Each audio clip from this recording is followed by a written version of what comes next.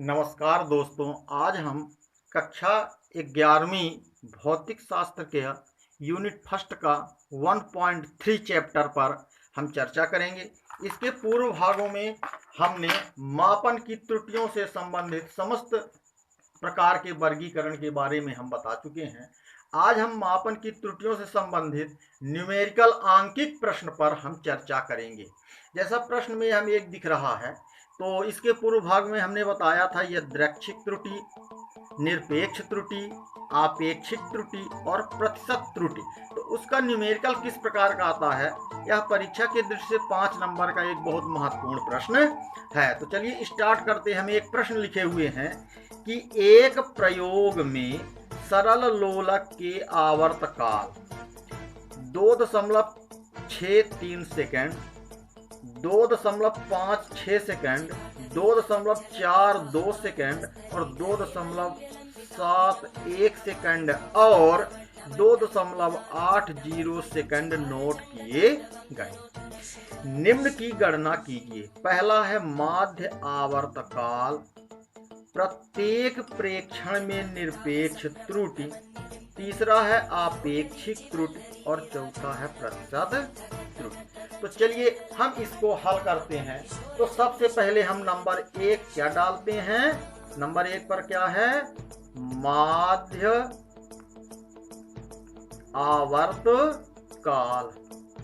कभी कभी किसी किसी किताबों में इस माध्य आवर्तकाल को क्या कहा जा सकता है, इसको कह देता है यादृच्छिक त्रुटि ज्ञात कीजिए। यादृच्छिक त्रुटि कैसे ज्ञात की जाती है, वही क्या है, माध्य आवर्तकाल। हमने बताया था इसके पूर्व भाग में यहाँ पर कि यादृच्छिक त्रुटि बार बार अनियमित जब प्रेक्षण होता है तो क्या करते हैं, उन सभी प्रेक्षणों को जोड़ करके कुल प्रेक्षणों की संख्या का भाग दे देते हैं। वही यादृच्छिक त्रुटि है, यही इसी को क्या कहते हैं, माध्य कहते हैं। तो कहने का मतलब ये है कि कभी कभी किसी किसी प्रश्नों में माध्य न कह करके यादृच्छिक आवर्तकाल कह देता है, तो भी वही कहलाता है। तो चलिए हम स्टार्ट करते हैं। जैसे सभी जानते हैं समांतर माध्य कैसे निकालते हैं, सभी प्रेक्षणों को जोड़ करके कुल प्रेक्षणों की संख्या का क्या कर देते हैं, भाग दे देते हैं। तो यहाँ पर शुरू करते हैं क्या, यहाँ पर शुरू करते हैं टी, टाइम पीरियड को इसलिए टी लिखा है और यहाँ लिख देते हैं मीन यानी माध्य बराबर सभी संख्याओं को जो हमने प्रेक्षण लिया है उसको जोड़ दें। तो पहला आया है 2.63 धन, दूसरा आया है 2.56 धन, तीसरा है 2.42 धन, 2.71 और ये आखिरी है 2.80। और इसको हम क्या कर देते हैं, कुल प्रेक्षणों की संख्या, कुल प्रेक्षणों की संख्या गिन लेते हैं कितनी है, 1 2 3 4 और 5, यानी कुल प्रेक्षण की संख्या का क्या कर देते हैं, भाग दे देते हैं। अब जब हम इसको हल करेंगे तो जब हम इन सभी को जोड़ेंगे तो जोड़ने के बाद जो परिणाम आता है वो होता है 13.12। आप जोड़ करके देख लेंगे, समय नष्ट न हो इसलिए हमने जोड़ नहीं बताया है और भागे 5 कर दिया। और इसको हल करेंगे तो ये कितना जाएगा, 2.62 सेकंड।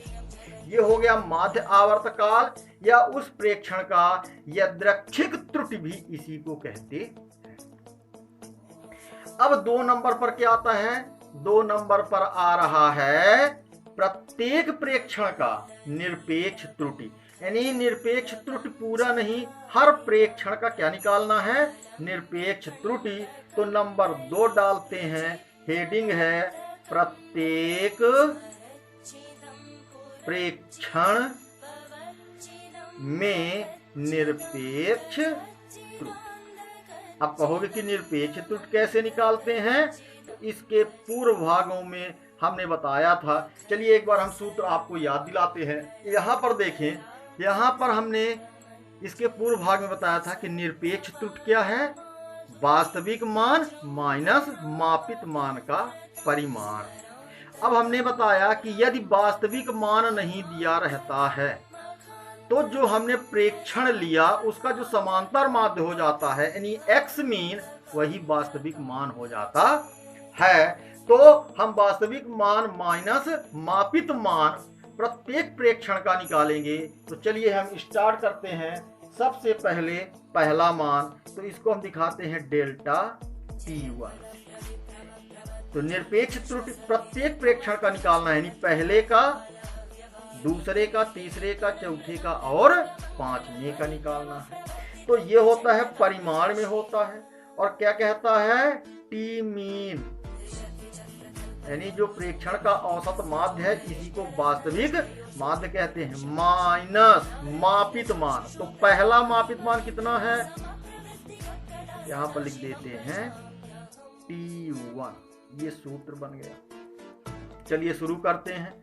तो कितना हो गया? टी मीन कितना है? 2.62 माइनस T1 कितना है? 2.63।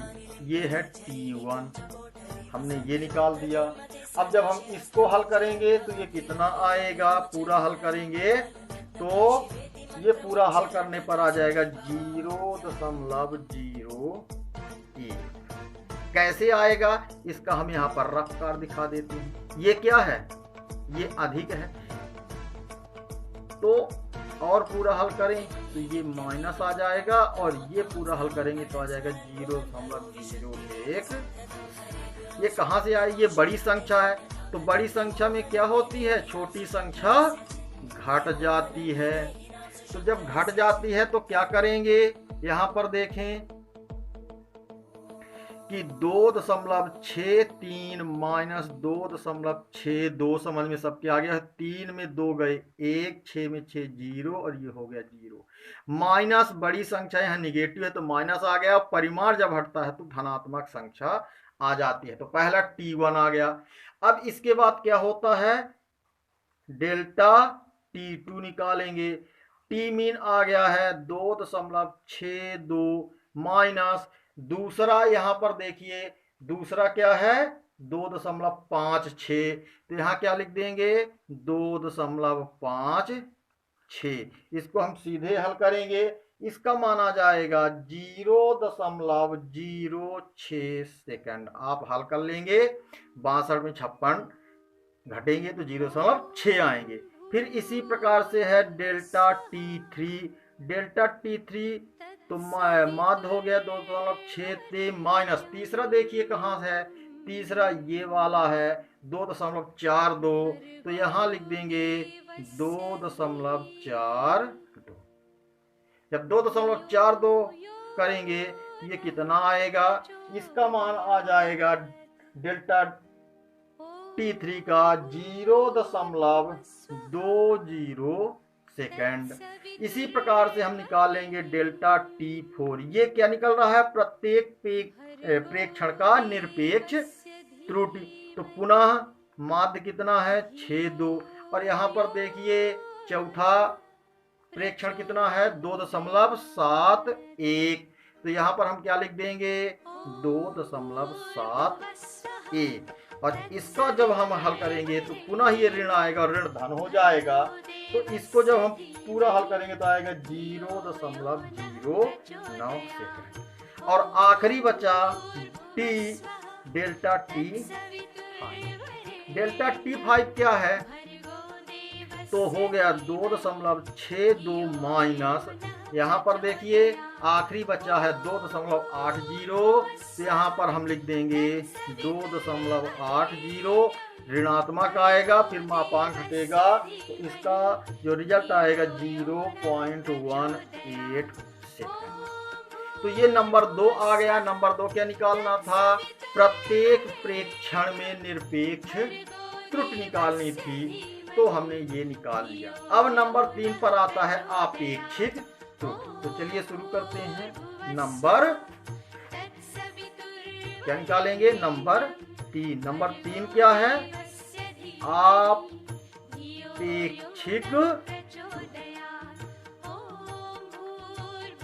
और आपेक्षिक त्रुटि का जो सूत्र होता है वो होता है, इसको हम डेल्टा से दिखा देते हैं या डेल्टा T से निकाल देते हैं। ये है डेल्टा टी, या सीधे आप लिख सकते हैं। और ये बराबर क्या होता है, इसका सूत्र इसके हम पूर्व भाग में बताए थे कि माध्य निरपेक्ष त्रुटि, जो निरपेक्ष त्रुटि आई है उसका माध्य निकालना है बटे माध्य माप।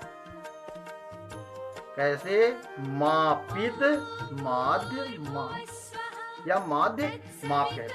तो माध्य निरपेक्ष, निरपेक्ष त्रुटि का क्या निकालना है, माध्य निकालना है।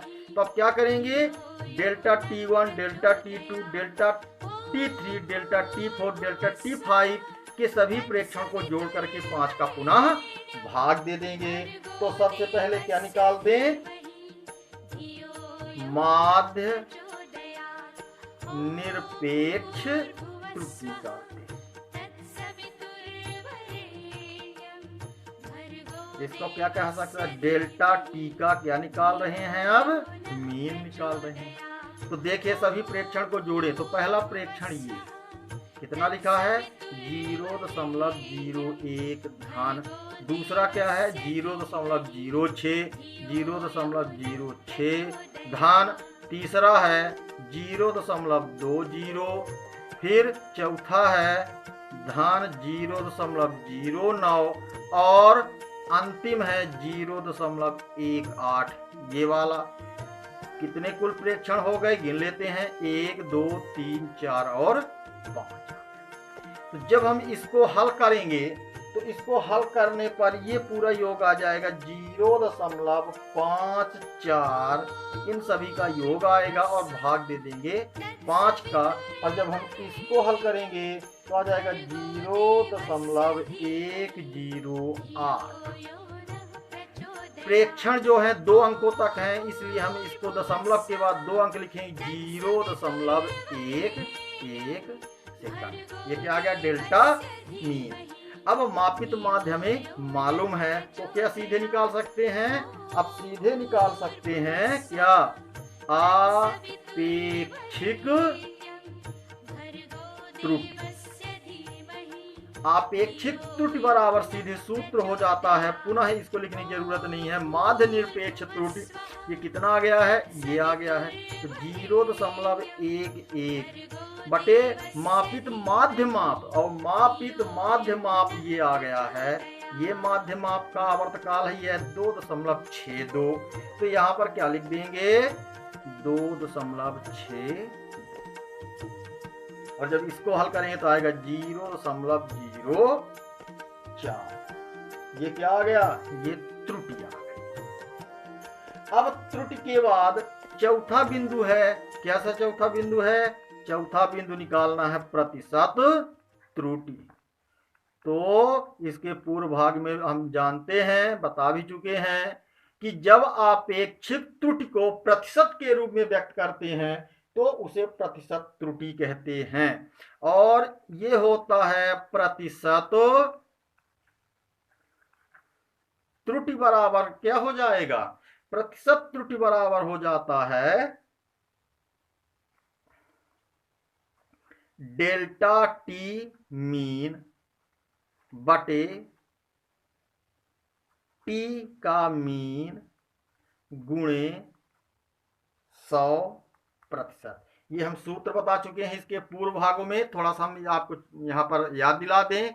हम बताए थे प्रतिशत त्रुटि यानी डेल्टा एक्स जो अपेक्षित त्रुटि आई थी, और जो मापित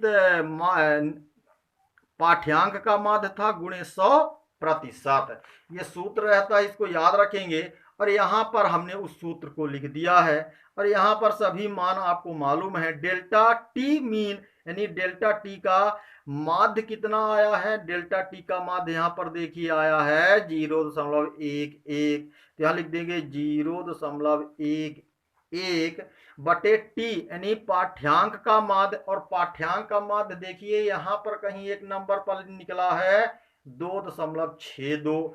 तो यहाँ पर क्या लिख देंगे, यहाँ लिख देंगे 2.62 गुणे 100%। अब इसको हल करेंगे, इसको हल करने के बाद आ जाएगा 4 प्रतिशत। तो ये इसका हो गया उत्तर। इसी प्रकार से हम विभिन्न किताबों में एनसीईआरटी के सिलेबस का ये हमने पहला क्वेश्चन उठाया था। इस प्रकार से हम माध्य आवर्तकाल, इसी की यादृच्छिक त्रुटि निकालते हैं और प्रत्येक प्रेक्षण का निरपेक्ष त्रुटि, आपेक्षिक त्रुटि और प्रतिशत त्रुटि, इस प्रकार से हम जब सूत्र याद रखते हैं तो सभी के मान निकाले जा सकते हैं। इसके हम अगले भाग में त्रुटियों का संयोजन, वियोजन, गुणा और भाग और साथ ही सार्थक अंकों पर चर्चा करेंगे और हम न्यूमेरिकल पर बात करेंगे। इसी के साथ आपका महाकाल यूट्यूब चैनल में बहुत बहुत स्वागत, वंदन, अभिनंदन है। बहुत बहुत धन्यवाद।